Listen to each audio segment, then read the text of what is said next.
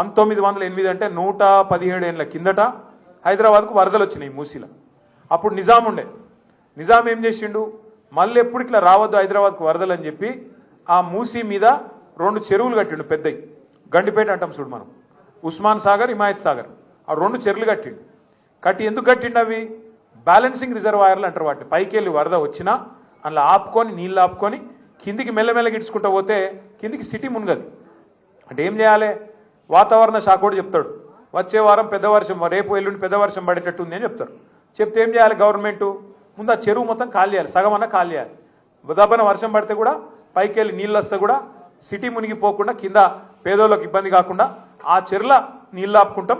ఒక్కొక్క గేట్ ఎత్తి కిందికి మెల్లమెల్లగా ఎత్తిమినాన్గా కిందికి నీళ్ళు ఇడిచిపెడతాం. ఎవడైనా చేసేది కదే. అదైనా ప్రభుత్వాలు కూడా అధికారులు చేయాలి. కానీ రేవంత్ రెడ్డి ఎంత కిరాతకుడు అంటే నిన్న కావాలని తెలుసు ఆయనకు, నిన్న క్లౌడ్ బర్స్ట్ ఉంది, వర్షం పడుతుందని వాతావరణ శాఖ చెప్పింది. చెప్తే కూడా కావాలని మూసీ ప్రాజెక్టు చేయాలంటే ఆడ ఇండ్లు మునగాలి.